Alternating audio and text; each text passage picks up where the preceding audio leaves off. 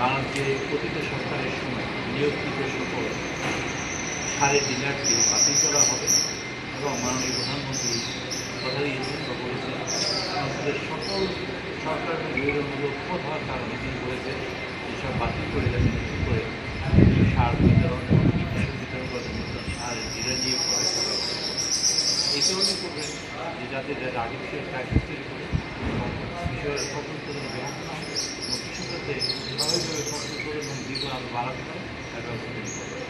গতকালকে আপনারা দেখেছেন যে আমরা বিদ্যুতের ব্যাপার নিয়ে জ্বালানি সম্পদ নিয়ে পার্লামেন্টে আলোচনা করেছি এবং সরকার বিরোধীদের ঐক্যমত পোষণ করেছে এই বিষয়ে যে এটা আমাদের সৃষ্টি হচ্ছে না।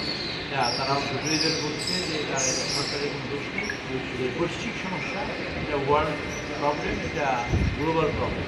কাজে এই প্রবলেমটায় তারা আমাদের মানে সহমর্মিতা জানিয়েছে এবং তারা বলেছে বিরোধী দলের লোকেরা যাতে আমরা এই সমস্যার সমাধান যৌথভাবে এবং একে অপরকে পরামর্শ দিয়ে যুক্তি দিয়ে সাহায্য করে বা যে কোনো পদ্ধতিতে সমাধান করা যায় তার জন্য আমরা মানে ঐক্যমত থাকতে চাই এবং ঐক্যমত পোষণ করতে চাই। এই দুটো বিষয়ে সংসদের ইতিহাসে অত্যন্ত গৌরব। আজকে অত্যন্ত একটা ঐতিহাসিক দিন আজকে বলবো বাংলাদেশের সংসদের ইতিহাসে আর কখনোই এই ঘটনা ঘটায় যা আজকে বলছে মাননীয় সংসদটা প্রধানমন্ত্রী যারা তারেক রহমান তিনি সংসদে দাঁড়িয়ে তিনি বলেছেন বিভিন্ন নেতাদের প্রস্তাবের প্রেক্ষিতে আজকে জ্বালানি সম্পদ নিয়ে এবং বিদ্যুৎ নিয়ে সকল বিষয় নিয়ে একটি ঐক্যমতের ভিত্তিতে একটি কমিটি গঠন করা হয়।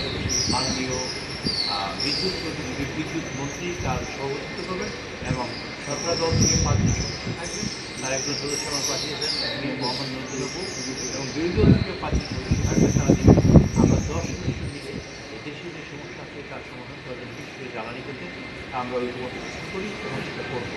এটা একটা শুভ সূচনা। সেই সূচনা দিয়েই আমরা মনে করি, আমরা অনেকবার বলেছি, আমি এখানে দাঁড়িয়ে অনেকবার বলেছি বা বিভিন্ন জায়গায় বলেছি, জাতীয় সকল সমস্যার কেন্দ্রবিন্দু সমাধানের কেন্দ্রবিন্দু হবে কাজে সেইটার মানে শুভ সূচনা হয়েছে আজকে। কাজে আমি সমগ্র পার্লামেন্টের সকল সংসদ সদস্যকে আমি ধন্যবাদ জানাতে, আমি সেই সাথে প্রধানমন্ত্রী এবং বিরোধী নেতাকে ধন্যবাদ জানাতে এবং সেই সাথে সমগ্র দেশবাসী। আপনারা জানেন এই সংসদ মাননীয় নেতা বলেছেন এই জনগণের সংসদ, জনগণের সংসদ আজকে জনগণকে জানতে চাই যে এই বিষয়ে কাজকে মানে উন্নীত হয়েছে এবং আমরা এই কাজ শুরু করেছি। আপনারা সবাই আমাদের সঙ্গে থাকবেন ইনশাআল্লাহ, আপনাদের সকল সমস্যা আমরা এই সমাধান করব এই সংসদের মধ্যে। আল্লাহ হাফেজ।